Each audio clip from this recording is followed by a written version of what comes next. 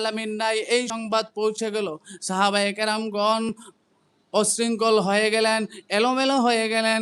এই সময় কারা জানি শুনতেছে, হানজালা রাদিয়াল্লাহু তাআলা আনহুর কানের মধ্যে আওয়াজ আসলো, নবী নাই, দুনিয়া থেকে বিদায় হয়ে গেছেন। হানজালা রাদিয়াল্লাহু তাআলা আনহু সবে মাত্র বিবাহ করেছেন, একদিন মাত্র হয় নাই, সবে মাত্র বাসর করে গেছেন, গোসল ফরজ হয়ে গিয়েছে, গোসল করার জন্য গেছেন।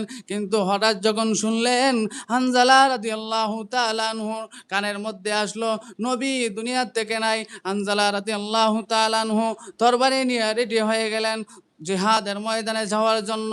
পিছন দিক দিয়ে তার স্ত্রী কান্দে, ডাকে আর ডাকে, ও আমার প্রাণের স্বামী, তুমি কোথায় যাও? জীবনে একবার হলো আমাকে দেখা দিয়া দাও, আমি তো কিয়ামতের কঠিন ময়দানে আমি যাতে করে আপনাকে চিনতে পারি, আমাকে একবার